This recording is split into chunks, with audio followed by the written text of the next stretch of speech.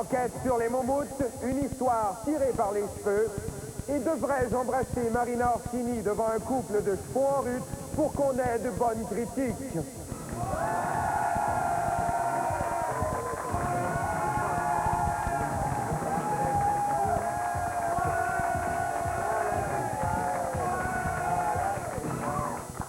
Madame, monsieur, Pitou, Minou, bonsoir.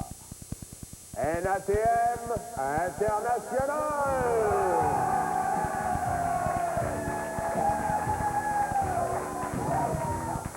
Haïti, cette république tourmentée qui change plus souvent de gouvernement que Jean Leloup change de bobette, a connu un nouveau coup d'État ces jours derniers alors que des militaires ont renversé le président légitime Jean-Bertrand Aristide.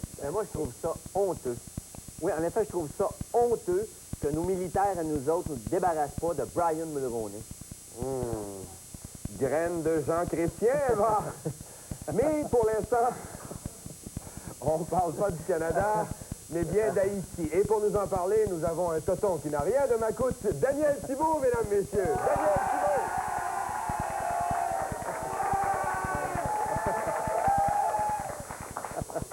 En Haïti, les problèmes ne datent pas d'hier. Les Duvalier qui ont régné pendant 30 ans sur ce pays étaient d'épouvantables dictateurs. Sous leur règne, on a vu naître la corruption, la torture et la compagnie créole. Un pays qui est capable d'autant de méchanceté mérite qu'on s'y attarde. Je me suis donc rendu sur place. Ce reportage contient 7 erreurs par rapport au reportage de la semaine passée. Trouvez-les et impressionnez vos amis. Je suis présentement en Haïti. Ça serait possible d'approcher la caméra, s'il vous plaît? Bon, je suis présentement en Haïti, donc. Depuis mon arrivée, j'ai été à même de constater deux choses. Premièrement, personne ici ne connaît Dany Laferrière. Et deuxièmement, il ne faut jamais venir dans ce pays sans une bonne canne de Off Région Sauvage. Ouch. Jean-Claude Duvalier a régné longtemps sur ce pays très pauvre. Dans ce pays, il était surnommé Bébé Doc parce que, comme ce grand cru, il produisait le même effet. Les Haïtiens sont confinés à vivre en grand nombre dans des bidonvilles dont on aperçoit ici une vue aérienne. Naturellement, les riches habitent dans des bidonvilles de luxe. On voit ici l'ancien loft de Jean-Claude Duvalier. Pourtant, Haïti a des ressources économiques. Une des industries principales de ce pays est la canne à sucre. Le tourisme est également un des moteurs économiques d'Haïti, ce qui influence la politique haïtienne, comme le montrent ces images exclusives du putsch de lundi dernier. Les maîtres d'œuvre de ce putsch emploient tous les moyens pour terroriser la population. Entre autres, ils utilisent de vieilles techniques vaudou.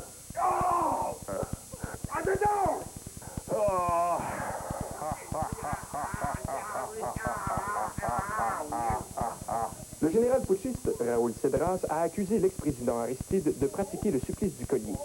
Le supplice du collier consiste à porter un collier cervical en essayant de danser le limbo.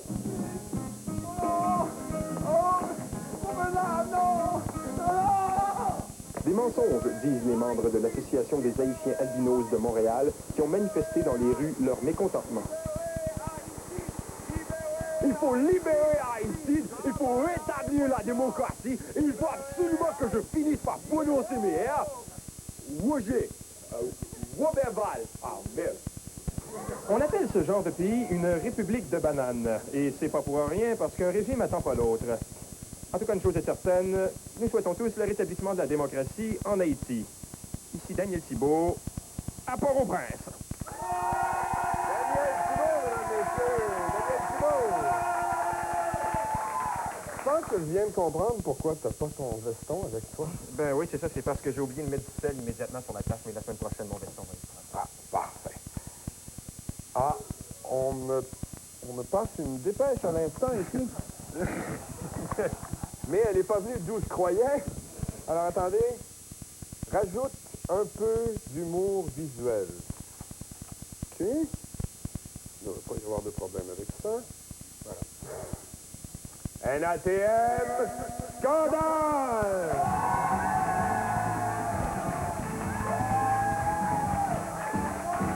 Avec Jean-Marc Chahut, reporter choc, mesdames, messieurs, Jean-Marc Chahut.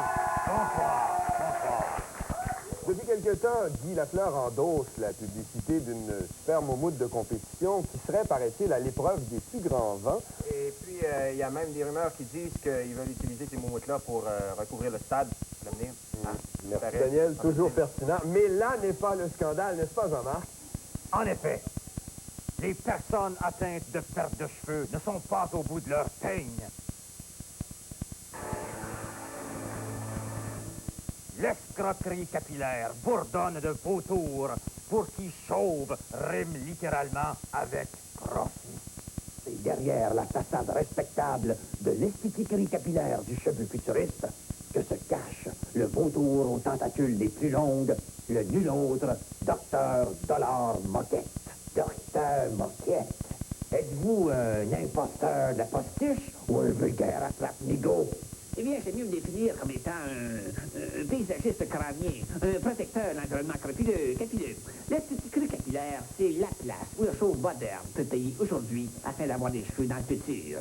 D'ailleurs, nous avons en spécial cette semaine la fameuse lonction moquette, 100% extrait de produits miracles et de graisse ultra virile de cheveux de toréador, seulement 2,44 $. Oui. Mais là, supposons là, que le client qui a réussi là, avec les cheveux en forme de boule de bowling, qu'est-ce que vous allez lui suggérer? Ah, il n'y a pas de limite à ce qui peut dépasser ici. On peut commencer par l'acupuncture. Ça paraît dès le premier traitement. On peut également greffer des poils de nez sur le crâne. Ça pousse jamais très long, mais ça offre tellement plus de place pour mettre les doigts. Encore plus révolutionnaire, grâce à mon épilation génétique, nous avons réussi à faire pousser des cheveux sur des cocombres. Faudrait pas prendre la calvitie pour des lanternes. Tout le monde le sait. Vous vendez de la perruque. Un instant, mon cher M. Chahut. Même l'œil du microscope le plus averti ne peut déceler nos perruques. En plus, elles sont dotées d'options qui feraient regretter à Yul Brynner d'être mort. Nous avons des perruques thermos avec des poils à combustion lente. Des perruques soudées à l'arc. Des perruques dotées d'un système d'alarme. Vous voulez savoir ce que valent les postiches de nos concurrents? Dans la soupe! Et maintenant, avec une perruque de l'esthétiquerie, elle résiste même avec un bol de soupe 3 fois plus gros. Et vous savez pourquoi? C'est parce que nous sommes les seuls à coller nos prothèses avec de l'hypnose. Oui, mais d'après le docteur Augustin Leroy, seule la greffe peut vaincre le chauvinisme. On sait bien, il est prêt à faire n'importe quoi, lui, pas qu'il s'acharne par des perruques. Vous apprendrez qu'ici, on pratique la greffe subliminale. Regardez cet homme. Ça fait une semaine qu'on lui a greffé des cheveux. Il dit que ça ne paraît même pas. Vous savez pourquoi? Parce qu'ici, on greffe les cheveux à la main. Oui, mais là, pour en revenir à vos maudites perruques, là, la revue Prothésez-vous a affirmé qu'elles étaient dangereuses. Dangereuse! Laissez-moi vous faire une petite démonstration. Vous allez voir, M. Chahut, nos perruques sont actuellement les plus sécuritaires sur la route.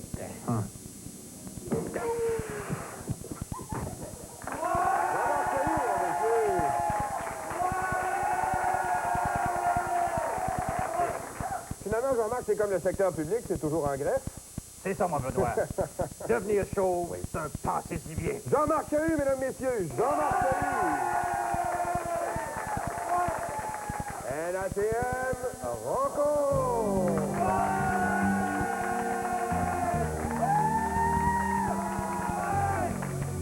Robert Bourassa est sans doute engagé dans les négociations les plus importantes de sa carrière de politicien, sauf la fois où il a demandé la permission à la famille Simard de devenir premier ministre. Ces négociations décideront de l'avenir de toute la nation québécoise. Bien sûr, on connaît depuis longtemps Robert Bourassa, le politicien. Mais Robert Bourassa, l'homme, lui, qui est-il? L'image de Guinée qu'il projette depuis toujours correspond-elle à la réalité ou cache-t-elle plutôt des couilles de fer dans un tissu de coquille de velours? Pour résoudre à cette épineuse question, j'ai rencontré moi-même M. Bourassa et au terme de cette entrevue, je me suis demandé si c'était vraiment Stéphane Richer qu'on aurait dû échanger au New Jersey. Alors, on regarde ça ensemble. Monsieur Bourassa, on connaît bien l'homme politique et le bretteux en vous. J'aimerais que vous me parliez, si vous le voulez bien, de Robert Bourassa, l'homme, sa vie, ses rêves. Ben oui, mais écoutez, vous attendiez pas à ça, hein? T'es pris par surprise, j'espère. Hein? Vous qui êtes, en quelque sorte, la poune de la politique, avez-vous pensé à votre public? Je ne sais pas s'ils sont intéressés. Monsieur Bourassa, j'aimerais parler maintenant de vos activités plus personnelles. Est-ce que c'est vrai que vous participez à la Ligue de hockey du Parlement? Comme premier ministre du Québec, je suis obligé d'arbitrer. Donc, j'ai une responsabilité particulière. Hein, les responsabilités. Hein. Ça vous dérange pas, d'ailleurs, M. Bourassa, de faire rire de vous, puis déformer vos propos comme ça, à sans limite devant tout le monde? Bien habitué. Il faut être pragmatique quand on est premier ministre du Québec. Vraiment, on devient nerveux tout le temps. Je veux dire, j'en ai tellement vu, là, ça fait quand même près de 10 ans que je suis premier ministre, que je veux dire, j'ai perdu l'habitude de me choquer. Mais je dois vous dire que j'étais un peu stupéfait. Je vous regarde, vous savez qu'il y a quand même un assez gros roulement dans les collaborateurs ici. Est-ce que vous seriez intéressé à animer à un moment donné? On va voir dans quelles conditions. Je crois que pour l'instant, c'est de la pure spéculation, c'est prématuré. Monsieur Bourassa, juste au cas, juste comme audition, pourriez-vous nous conter une bonne blague? On a un gouvernement qui est stable, qui fait du bon travail sur le plan économique, sur le plan financier. Excellent, Monsieur Bourassa. Bravo, vous avez toujours ce merveilleux sens de l'absurde. Merci beaucoup, Robert Bourassa. Après cette entrevue, j'ai vraiment l'impression de vous connaître tellement, je pense que je pourrais vous embrasser.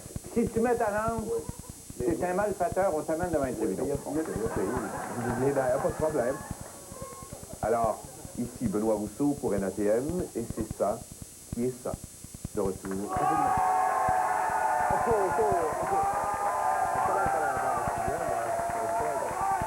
Dis donc, Daniel, tu l'as pas trouvé fendant un peu, toi? Non, fendant, mais beau bonhomme. Merci beaucoup. Avec les changements brusques de température qui ont marqué les derniers jours, il faut vraiment se méfier de la grippe et autres virus poussatifs connexes.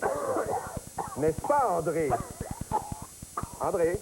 Voyons, des fleurs sur la neige, qu'est-ce que tu fais là? André? Non, mais on devrait peut-être appeler 991. Ah non, là, ça va bien, merci.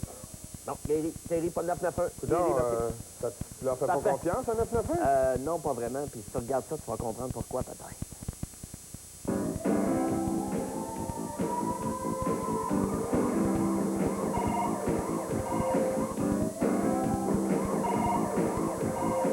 Oui, c'est très bien, Ginette. Attention, il y a du monde. Vous vous demandez peut-être pourquoi je marche comme un pingouin qui a des problèmes d'hémorroïdes. Ah là là. Scotty m'a télétransporté dans une sécheuse. Tout allait bien jusqu'à ce que j'avale l'assouplisseur. Maintenant, j'ai mal et je sens la lavande des bois. Voici John Turd. Un homme moyen, une job moyenne, une vie moyenne. En ce 23 septembre 1989, il a décidé d'y changer quelque chose. Vous savez, des accidents comme M. Turd, ça arrive fréquemment dans notre édifice. Les ascenseurs sont toujours en panne. 21 étages, il a monté. Ça se peut pas. En tout cas, des choses comme ça, pour un homme dans sa condition, c'est fatal. Pauvre. Incroyable.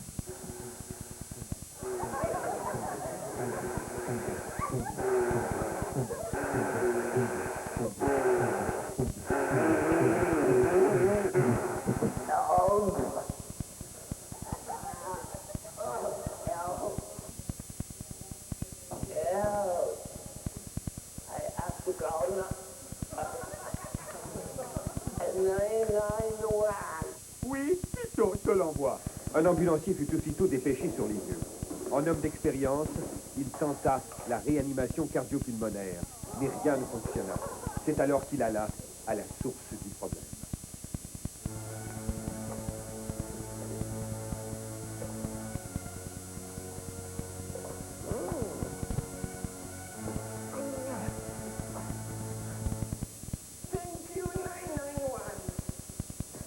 Pour John Turd, la cigarette, c'était fini.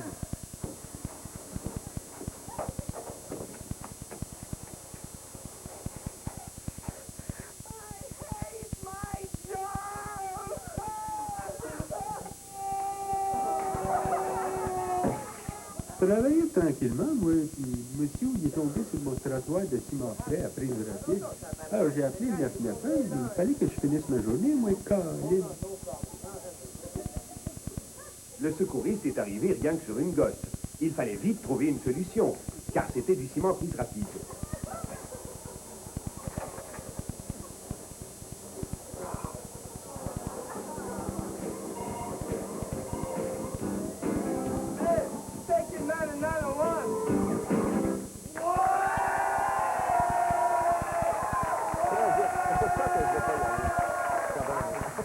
Merci bien, messieurs. On saura effectivement désormais qu'à l'article de la mort, vaut peut-être finalement mieux téléphoner à la pizzeria du coin ou chez Dunkin' Donuts plutôt qu'à 991. D'accord, je suis d'accord avec ça. Quant à nous, c'est tout pour l'instant. Après la pause, vous allez faire connaissance avec notre ami Pete Boulian.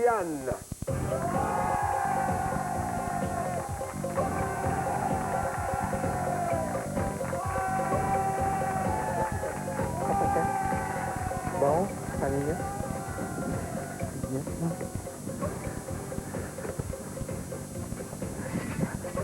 Je vois 5 minutes.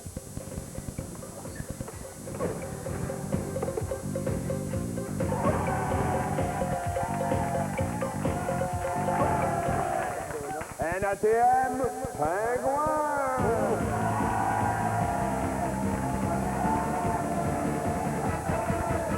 André, j'ai une petite question pour toi. Certainement, C'est je John suis toujours Brillant. Tu connais la chanson Salut, salaud? Oui, c'est les Parfaits Salauds qui l'ont fait. 10 sur 10 pour moi. Non, André, 0 sur 10, c'est Vilain Pingouin qui fait ça, oui? Ah, ben c'est les Parfaits Salauds qui ont fait Vilain Salaud, d'abord. Non, pas tout à fait, André. Pense-y comme faut. Prends un tranquillisant. Nous autres, on va regarder le reportage de le rencontrer avec Vilain Pingouin pendant ce temps-là. Ah, c'est les Vilains Salauds qui ont fait Parfaits Salauds, c'est ça? Couché. Hey, salut, messieurs les pingouins. Je l'ai rencontré. Est-ce que vous me reconnaissez? Ah, non? Ah, ben, c'est normal. Vous savez, ça avait l'air de une vie passionnante. Vous autres, les pingouins? Ah, moi, j'aurais toujours rêvé de m'intégrer dans un groupe comme le vôtre, là. Donc, Rudy est pas là, là. Vous pourrez chanter pour la pratique? Hein? Ça serait l'espèce d'audition en même temps. Tu chantes? Ouais, ben, c'est sûr! On va l'essayer, on va l'essayer. Ah, merci les gars d'insister. Ça me fait plaisir. Bon, ben, salut!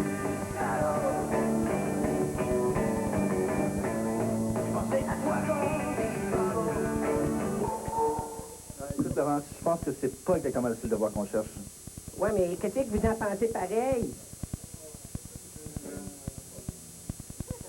Ah, mais je sais que si je pourrais faire, par exemple.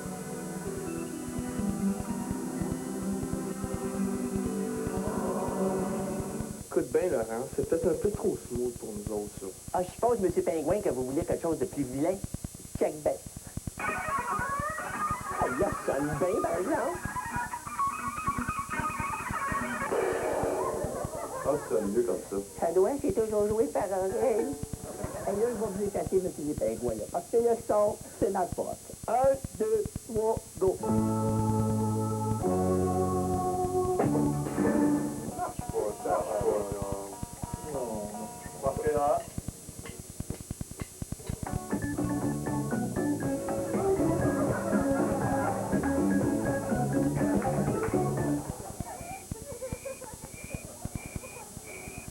Et là, je l'ai trouvé ma job. Groupie, ils vont être obligés de m'engager. C'est un licheux naturel.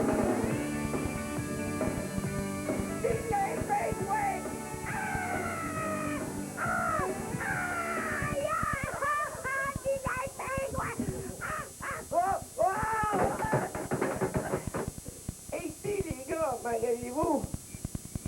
4%. C'est pas pire.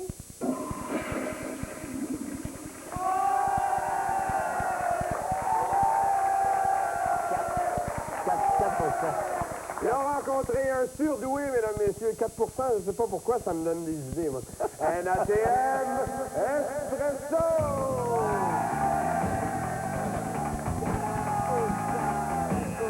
André, d'après toi, qu'est-ce que Frank Sinatra, La Poune, Jean-Luc Mongrain et Claude Ryan ont en commun? Sinatra, Ryan, là-bas, ils ont couché avec Nancy Reagan. On l'a pas, n'a jamais couché avec Nancy Reagan. Couche Ryan. Fais pas sauter ton breaker pour rien, mon André. C'est parce qu'ils sont tous dans NATM Espresso cette semaine. Ah, c'est la trappe. Pour ça, je l'ai pas eu. Oh. Mont-Laurier. Frank Sinatra laisse tomber le show business et cale l'orignal devant 600 chasseurs.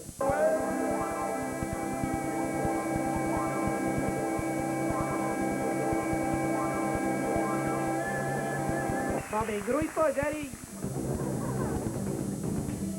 NFL. Un demi-défensif est congédié après avoir dissimulé de la marijuana dans son casque. Ouais, c'est vrai, ça, j'ai de la poudre dans le jackstrap. Fille de Caleb 2. Début des auditions pour trouver un nouveau partenaire à Marina Orsini. OK, tout le monde, écoutez-moi, le c'est qui ressemble le plus à Roy Dupuis, là? C'est moi, j'ai ses fesses. Sainte-Agathe. La Sûreté du Québec fait passer un nouveau genre de test contre l'ivresse au volant.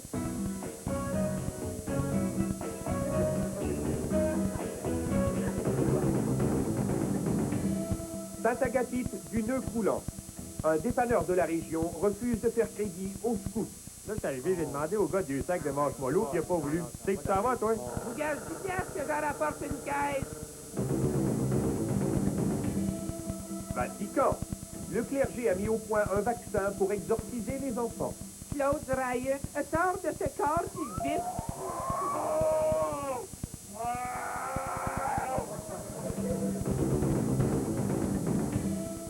Montréal.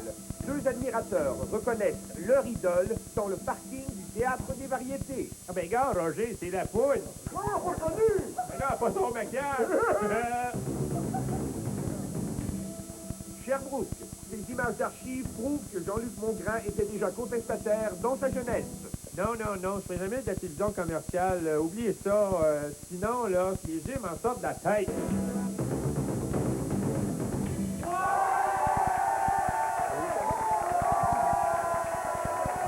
C'est toujours aussi instructif, on se croirait à la télévision d'État. Un ATM éditorial!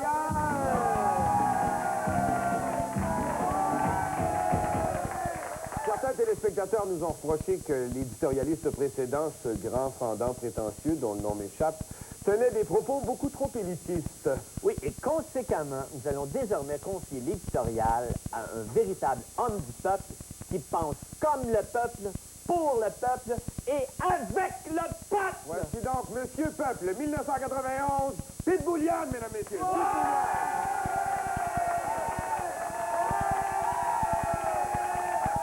Bonsoir, Pete. Minute-toi, ma frère, mélange-moi pas. Mélange-moi pas. Hey, aujourd'hui, dans la société d'aujourd'hui, là, tabarnouche, attends un peu, on est d'une maudite société. Mélange-moi pas parce qu'on est d'un maudit bordel de société aujourd'hui. M'en dénoncer des affaires. Moi, je suis pour dénoncer des affaires. La violence, la guerre, la pauvreté, la récession, la pollution, Michel Richard, c'est tous des problèmes. Hey, c'est le temps là, qu'on s'enlève les doigts dans le nez, tabarnouche, OK? C'est le temps qu'on mette la main dans la porte, OK? Wow. On est d'un monde complètement, tabarnouche. Complètement. On n'est pas des innocents, tabarnouche. On a toute une cervelle dans le cerveau, hein. Il faut s'en servir, tabarnouche. Il faut s'en servir. Des sujets à traiter, mais moi, j'en manque pas, que vous en trouvez n'importe quand. Serre des sujets, tabarnouche. Tiens. Le vidéo. Tiens, des sujets, tabarnouche. Pas des innocents, des sujets, moi, vous en trouvez d'actualité pour d'autres choses. Tiens, un peu. Montréal. Sujet sur Montréal. Tiens, ça, c'est Montréal. Tiens. Montréal. Sujet, Montréal. Tabarnouche. On veut dire sur Montréal. Montréal, Montréal, c'est des trous, tabarnouche. Montréal, c'est des trous. Montréal. Ça peut, on n'est pas des innocents, vous allez voir qu'on va se travailler maintenant, ça, on n'est pas des innocents, tabarnouche. Ça peut, Montréal, je suis rendu à Laval, moi, tabarnouche, ça peut, Montréal, c'est les ponts, les problèmes de ponts, tabarnouche. Hey, et quand les ponts sont jamais entre la rive sud puis Montréal, coupés entre les Anglais puis les Français, puis il n'y en a jamais eu, tabarnouche, entre les ponts puis l'argent, la livre de beurre que c'est qu'elle fait, elle, là-dedans, hein? Je suis pas sûr, là, je sais pas. Ben, elle augmente, tabarnouche. Ben, chez nous, on est rendu tellement pauvres, tabarnouche, c'est les pigeons qui nous tirent des bouts de pain sur la galerie, tabarnouche. Ça fait que tu monteras pas un vieux singe, tabarnouche, tu monteras pas un vieux singe à voler, quoi. Tu monteras pas un vieux singe à voler. Tu monteras pas une coquerelle à faire la recette, Le proverbe qui dit, là, un tien vaut mieux que deux, soit 3, 6, là, t'es profond, tabarnouche, et pendant qu'il installe dans l'ouest des poteaux pour faire pisser les chiens dans l'ouest, là, à Montréal, dans l'est, il y en a qui crèvent de faim, tabarnouche. Les chiens dans l'Ouest, là, ils fassent donc comme tous les autres. Il y a le petit chez Dunkin' Donuts, tabarnak. Un peu, tu monteras pas un éléphant, tu monteras pas un éléphant, tu monteras pas un éléphant en panne d'autobus. Ouais, un peu, hey, Denis, on n'est pas des centres d'école. Hey, 60 000 piastres. 60 000 piastres pour le show de Diane Dufresne. Une Française de Rosemont, tabarnouche. Qu'est-ce qu'elle va faire pour 600 000 piastres? Elle va monter sa tour Eiffel puis elle va nous cracher dessus. C'est 10 ans qu'elle fait ça. Tabarnouche. Dites que la petite Pierre Bellin pourrait faire un meilleur show pour 60 piastres. Maudit casse-pile, ça c'est dur à avaler en tabarnouche, ça c'est dur à avaler en tabarnouche. Oh, j'ai un maudit, moi, j'ai un maudit, tabarnouche. Hey, attends un peu, toi, tu monteras pas le crocodile à tes défillés, toi.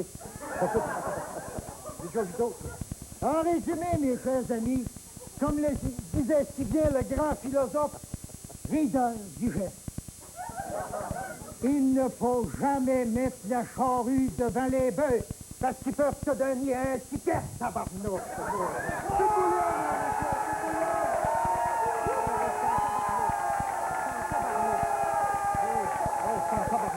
Il est en tabarnouche, c'est tout pour l'instant. Restez avec nous. Après la pause, on vous présente Max Turbo, cascadeur.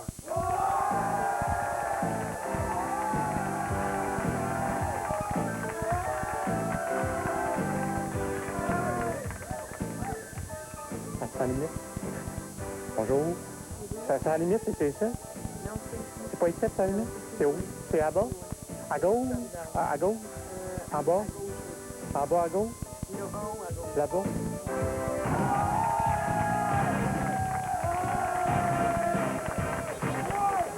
NATM, ça va faire mal!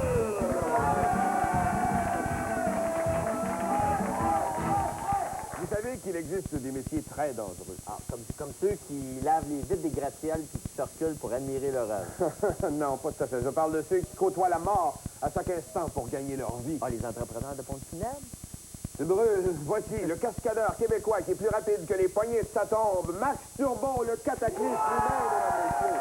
Max Turbo! Max, pourquoi est-ce que tu as accepté de venir à Sans Limite? Eh bien, Benoît, le Guinness pour le plus gros poids qui est jamais tombé sur la tête d'un cascadeur, c'est 3/4 de tonne. Alors, j'ai décidé de battre ce record. Et pour ce faire, j'ai décidé de venir ici à Sans Limite, puis d'attendre que Louis Cousineau me tombe dessus. Ah, chanceux! Et en attendant ça, qu'est-ce que tu nous présentes cette semaine, Max? C'est ce qu'on va voir à l'instant. J'ai beau m'appeler Max Turbo, ma mère s'appelait quand même Gravel, ce qui m'a pas empêché de faire carrière comme cascadeur. Aujourd'hui, je vais tenter de réunir ces trois éléments. Cascadeur, carrière et Gravel. Comme vous voyez en arrière, dans cette carrière, 5 tonnes de dynamite s'apprêtent à m'attendre. Après mon explosion, je vais passer dans un broyeur. Et après ça... J'ai un microphone de graphé dans mon casque. C'est pour ça que vous entendez ma voix en ce moment. Vous me voyez? Tout va bien! Alors, je m'installe en plein cœur d'une histoire d'explosion, avec ma chaise longue, mon journal, la question de me détendre un peu avant le choc de l'explosion. Aïe, donc! Et monsieur! Ça fait plus fort que je pensais, cette affaire-là. Je dois avoir 1 ou 2 jours de pas casser dans le corps. Je sens que je descends dans quelque chose, je sais pas trop quoi. C'est le concasseur! Oui, le concasseur. D'ailleurs, j'ai une confidence à vous faire. Je préfère beaucoup voyager dans un concasseur qu'à bord d'un camion. Un camion, un accident, c'est si vite arrivé, n'est-ce pas? Puis, Vous savez, mon idole dans l'espace, c'était Bob Hall, qui était reconnu lui aussi pour sa garnotte. Et un conseil des jeunes, essayez pas ça dans votre salon, n'est-ce pas? Parce que, vous savez, vous pouvez casser les doigts. Aïe, je pense. Max Turbo! Max Turbo ou bien ses héritiers légaux, mesdames, messieurs. Il y aurait présentement au pays plus de 600 000 emplois vacants, faute de travailleurs spécialisés. Mais est-ce que c'est vraiment aussi difficile qu'on le dit de répondre aux critères d'embauche exigés pour ces postes? Pour mener enquête sur cette question, nous avons dépêché le seul journaliste qui prend son bain avec son grille-pain tellement il est habitué aux électrochocs, Georges Brain Dancer!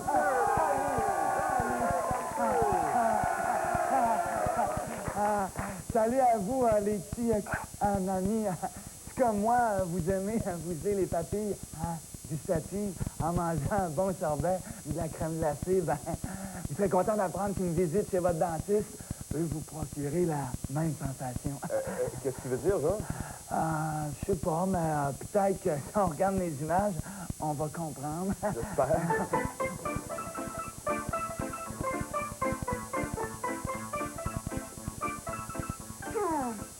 Faudrait bien que je me trouve un emploi, moi.